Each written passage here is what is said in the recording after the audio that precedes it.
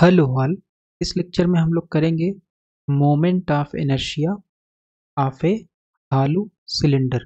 तो हालो cylinder basically क्या होता है, दो रेडियस एग्जिस्ट करेंगे, एक होगा इनर रेडियस R1 और एक होगा आउटर रेडियस R2। ठीक है, तो R1 रेडियस का जो सिलेंडर है, इस सिलेंडर के अंदर खाली स्थान कुछ नहीं भरा हुआ है। ठीक है, तो R1 से R2 जो है वहां पे मास डिस्ट्रीब्यूटेड है सिलेंडर का।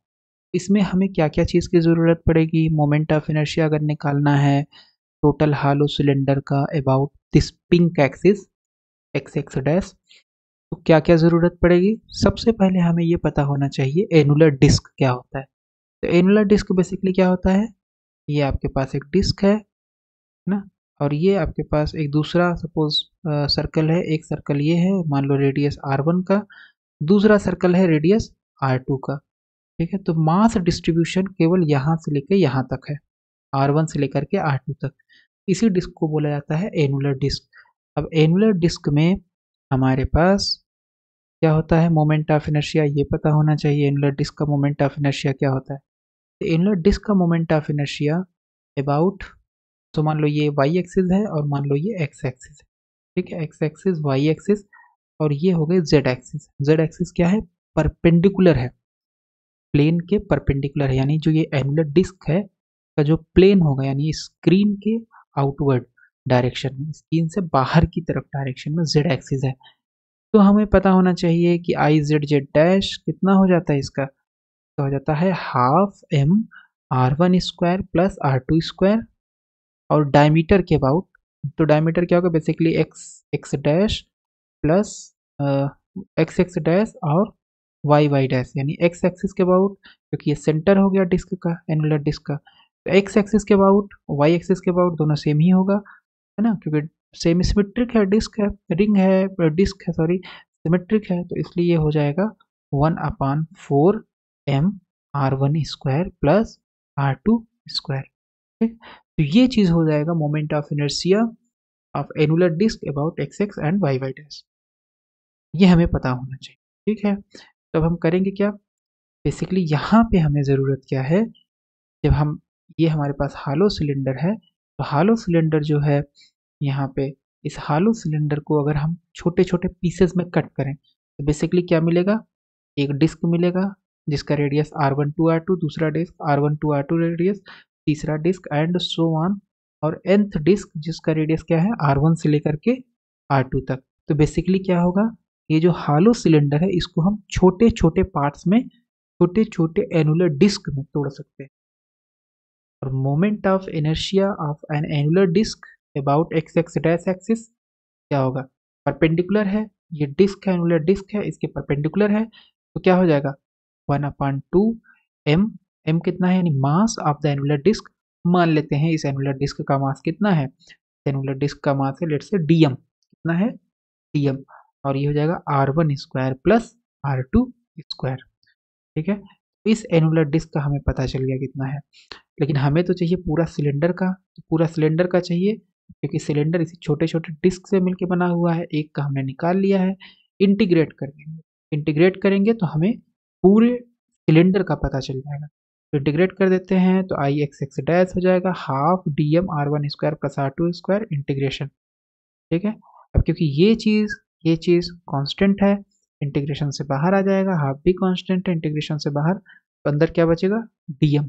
अब डीएम का इंटीग्रेशन का क्या मतलब हुआ, डीएम का इंटीग्रेशन का मतलब है total mass of the cylinder, तो ये क्या हो जाएगा total mass of the cylinder. तो आई एक्स एक्स डैश कितना आ गया, हाफ एम, ये mass of the hollow cylinder है, total mass of the hollow cylinder R1 square plus R2 square. ये होता है moment of inertia of hollow cylinder about this pink axis.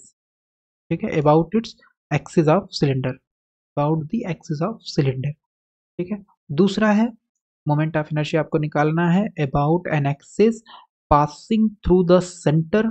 Centre कहाँ पे है, ये है, तो सेंटर से दो एक्सिस पास कर सकते हैं, एक ये एक्सिस है और एक ये एक्सिस है। ठीक है, तो ये एक्सिस जो है वो जिमेट्रिक एक्सिस बोली जाती है सिलेंडर की।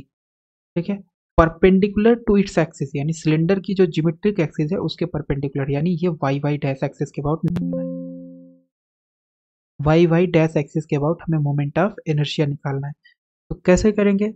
वही चीज़, सबसे पहले मान लेते हैं कि कहीं पे भी मान सकते हो, इधर मान सकते हो, इधर मान सकते हो, या यहाँ मान सकते हो कि डिस्क, सिलेंडर किससे मिलकर बना हुआ है? छोटे छोटे डिस्क से मिलकर बना हुआ है। तो मान लेते हैं कि यहाँ पे हमारे पास एक डिस्क है, एनुलर डिस्क होगा क्योंकि हालो सिलेंडर है। इनर रेडियस डिस्क का कितना होगा? R1। आउटर रेडियस डिस्क का कितना होगा? R2। तो R1 से लेकर के R2 तक आपके पास एनुलर डिस्क है जिसका मास कितना है? dm है। तो अगर हम इसके डायमीटर के अबाउट मोमेंट ऑफ इनर्शिया की बात करें यानी DIAB, तो कितना होगा? अभी हमने बताया था, हो जाता है 1/4 m/1 square plus R2 square, ये हो जाता। लेकिन अब मास तो यहाँ पे m ना होकर के डिस्क का मास कितना है? dm है। तो इसलिए ये हो जाएगा 1/4 dm R1 square plus R2 square. ठीक है। MI of an angular disc about its diameter DIAB कितना हो गया? 1/4 dm R1 square plus R2 square. लेकिन हमें चाहिए क्या? हमें तो ये पिंक एक्सिस के अबाउट निकालना है। तो हम क्या यूज करेंगे? क्योंकि ये एक्सिस दोनों पैरेलल है, यूज कर लेंगे parallel axis theorem. Parallel axis theorem क्या बोलती है कि अगर किसी ऑब्जेक्ट के सेंटर ऑफ ग्रेविटी से जाने वाली एक्सिस के अबाउट मोमेंट ऑफ इनर्शिया पता है, जिसको हम लेट से बोल देते हैं ICM, तो किसी उस एक्सिस के पैरेलल, यानी ये सेंटर ऑफ मास से जा रही है, सेंटर ऑफ ग्रेविटी से जा रही है इस डिस्क के, तो इस एक्सिस के अबाउट मोमेंट ऑफ इनर्शिया हमने मान लिया DIAB है। इसके पैरेलल कितना हो जाएगा? पैरेलल एक्सिस थ्योरम बोल देगा ICM प्लस MD स्क्वायर, जहां से D क्या है? D है दोनों के बीच की दूरी, और M क्या है? इसका मास जो कि है dm।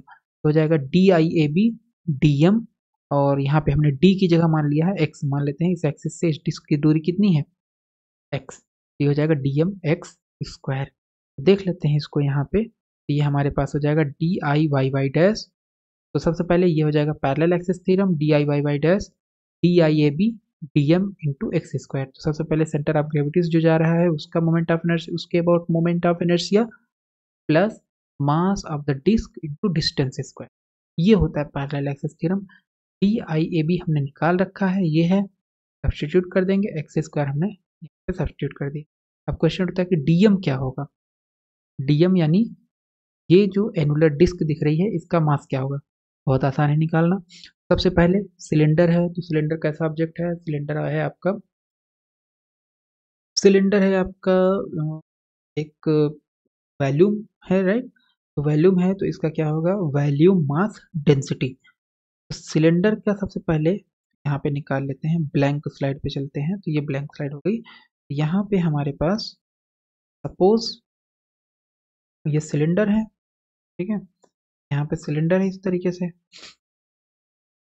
मान लेते हैं ये रेडियस R1 है, और मान लेते हैं ये रेडियस कितना है? यहाँ से लेके यहाँ तक है R2, ठीक है। तो सिलेंडर का मान लेते हैं लेंथ कितना है? L है। तो अगर हम बड़े वाले सिलेंडर में से छोटे वाले सिलेंडर को घटा दें तो हमें पता चल जाएगा कि यहाँ से लेके यहाँ तक कितना डेंसिटी होगा, यानी कितना मास डिस्ट्रीब्यूशन होगा, यानी कितना वैल्यूम होगा। ठीक है, तो वैल्यूम निकालने के लिए क्या करेंगे? पाई आर स्क्वायर एच होता है, तो पाई R2 square L minus pi R1 square L, ये हमें पता चल गया। ये सिलेंडर जो यहाँ से लेके यहाँ तक है, मान लो ये सिलेंडर है, यहाँ से लेके यहाँ तक जितना भी मास होगा उसका वैल्यूम, ठीक है। बीच में खाली है, R1 रेडियस के जो सिलेंडर इसके अंदर पूरा खाली है। तो ये हो गया हमारा सिलेंडर का वैल्यूम, ठीक। और सिलेंडर का वैल्यूम हो गया, तो डेंसिटी के लिए क्या होता है? टोटल मास, मान लो कैपिटल M है अपान V, और कैपिटल M अपान V की जगह रख देंगे ये, तो इसको थोड़ा सा सॉल्व भी कर सकते हो, pi L R2 square minus R1 square. ये आ गया हमारे पास pi R2 square minus R1 square into L, ये आ गया density of the hollow cylinder. Density of hollow cylinder पता चल गया। अब इस डेंसिटी में अगर हम एनुलर डिस्क के वैल्यूम से मल्टीप्लाई कर देंगे, एनुलर डिस्क का वैल्यूम क्या होगा? तो suppose this is your annular disc, ठीक है, ये एनुलर डिस्क है, थोड़ा और सही से बनाते हैं। सपोज ये हमारे पास एनुलर डिस्क है, ठीक, ये एनुलर डिस्क है। इसकी थिकनेस हमने माना था dx, और इसका रेडियस था, लेट्स गो बैक, तो रेडियस इसका कितना है? रेडियस इसका उतना ही होगा जितना ठीक है। तो रेडियस, क्योंकि ये एनुलर डिस्क है तो यहाँ पे रेडियस इसका R1 से R2 हो जाएगा। ठीक है, R1 से R2। तो इसका इसका वैल्यूम कितना होगा, लेट्स से V1, तो ये हो जाएगा पाई R2 square minus pi R1 square, बड़े वाले में से छोटे वाले को घटा देंगे, इंटू dx कर देंगे, है ना। एक बार और इसको सही से बनाते हैं, थोड़ा सही से अगर हम बनाएं तो ये क्या हो जाएगा, एनुलर डिस्क जो है वो बेसिकली कैसे दिखेगी, एक्चुअल में ऐसे दिखेगी। ठीक है, ये यहाँ से लेके यहाँ तक ये R1 रेडियस हो गया, ये R2 रेडियस हो गया। तो पाई आर स्क्वायर बड़े वाले इसका रेट, बड़े वाले का एरिया माइनस छोटे वाले का एरिया अगर घटा देंगे, क्योंकि यहाँ पे तो कोई मास है नहीं, तो मास कहाँ से कहाँ तक है, मास है R1 से लेके R2 तक। तो ये आ जाएगा हमारे पास वैल्यूम, यहाँ मल्टीप्लाई वैल्यूम, और फिर ये एरिया आ गया, एरिया में dx से मल्टीप्लाई कर देंगे। इसकी थिकनेस जो है वो कितनी है, थिकनेस है dx।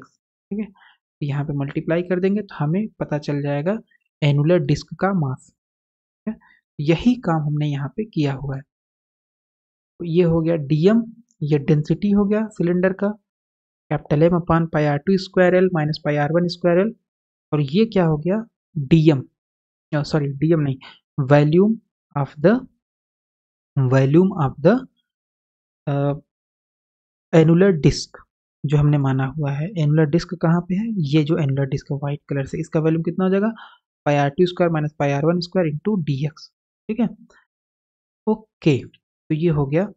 और इसको जब सॉल्व कर लोगे तो ये बेसिकली आ जाएगा m अपान एल, है ना, पाई R2 स्क्वायर, यहाँ भी ये कैंसिल, एल एल बाहर आ जाएगा, बच जाएगा, dx बचेगा, m बचेगा, सो m बाई एल dx, ये आ गया dm।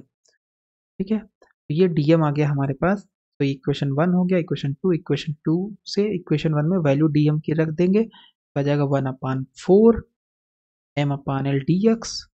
और ये हो गया R1 square plus R2 square x square m अपान एल dx, m अपान एल dx। ठीक है, अब ये हमें क्या पता चला, ये हमें पता चला D I Y Y dash, यानी एनुलर डिस्क का मोमेंट ऑफ इनर्शिया। ये एनुलर डिस्क हम लोगों ने निकाला था, इसका मोमेंट ऑफ इनर्शिया इस एक्सिस के अबाउट, लेकिन हमें तो पूरा सिलेंडर का चाहिए, तो क्या करेंगे, ये 0 0 हो गया, ये ओरिजिन है, यहाँ से यहाँ तक दूरी कितनी हो जाएगी L/2, यहाँ से लेके यहाँ तक दूरी कितनी हो जाएगी L/2। तो इसका मतलब इस पॉइंट का कोऑर्डिनेट, क्योंकि ओरिजिन के राइट साइड में क्या होता है, पॉजिटिव एक्स एक्सिस, लेफ्ट में नेगेटिव एक्स एक्सिस, तो इस पॉइंट का कोऑर्डिनेट क्या हो जाएगा L/2 कामा 0, इस पॉइंट का कोऑर्डिनेट हो जाएगा माइनस L/2 कामा 0। तो इसका मतलब x कहाँ से कहाँ वेरी कर रहा है, माइनस L/2 से लेकर के प्लस L/2 तक। ठीक है, तो लिमिट रख देंगे इंटीग्रेशन की, माइनस L/2 से लेकर के प्लस L/2 तक, 1/4, और ये पूरा टर्म ऐसे ही आ जाएगा आपका। तब इंटीग्रेशन की प्रॉपर्टी होती है, प्लस के ऊपर सबसे पहले इसका इंटीग्रेशन हो जाएगा, प्लस का इंटीग्रेशन हो जाएगा। अब ये पूरा टर्म कांस्टेंट है, तो ये इंटीग्रेशन के बाहर आ जाएगा, और यहाँ पे ये पूरा टर्म कांस्टेंट है, ये भी इंटीग्रेशन के बाहर आ जाएगा। ठीक है, तो यहाँ बचेगा सिंपल dx, यहाँ बचेगा एक्स स्क्वायर dx, तो 1/4 m/l, और ये हो गया integration minus L/2 to L/2 dx, m/l minus L/2 से L/2 एक्स स्क्वायर dx। ठीक है, इतना आ जाएगा। अब ये जो टर्म है इसको हम ऐसे ही लिख सकते हैं यहाँ पे, ठीक है, इसमें तो कुछ चेंज नहीं होगा, इसका इंटीग्रेशन आ जाएगा x, और लिमिट क्या होगी, माइनस L/2 से लेकर के प्लस L/2 तक, माइनस L/2 से plus L/2, plus m/l x square का इंटीग्रेशन क्या होगा, x³ 3, लोअर लिमिट हो गई माइनस L/2, अपर लिमिट हो गई L/2। ठीक है, तो ये पूरा टर्म बाहर आ गया, यहाँ हो जाएगा upper limit minus lower limit, तो minus minus L/2 plus m/l 1/3 बाहर ले लिया, अपर लिमिट यानी L/2 का cube minus lower limit minus L/2 का क्यूब, ये पूरा आपका बाहर आ गया। यहाँ पे इसको ऐड कर देंगे तो ये हो जाएगा, देखो L/2 है, यहाँ माइनस है, minus minus plus, L/2 that is 2L/2, और ये हो गया m/l इंटू 1/3, और ये हो गया L³/8, ये हो जाएगा माइनस L³/8, दोनों क्योंकि माइनस यहाँ भी है तो ये माइनस प्लस हो जाएगा, so this is sorry 2L³/8, 2 से 8 कैंसिल तो 4 बचेगा, यहाँ से L 3 पावर कैंसिल 2 बचेगा, ठीक है। 4 इंटू 3 कितना हो जाएगा 12, तो दिस इज mL²/12, ये टर्म आ गया। यहाँ पे कितना आएगा, यहाँ से 2 से 2 कैंसिल, L से L cancel, 1/4mR1² plus R2²। तो ये हमारे पास आ गया हॉलो सिलेंडर का moment of inertia about its centre of gravity and perpendicular to its axis, ठीक है। I dash 1/4mR1² plus R2² plus mL²/12।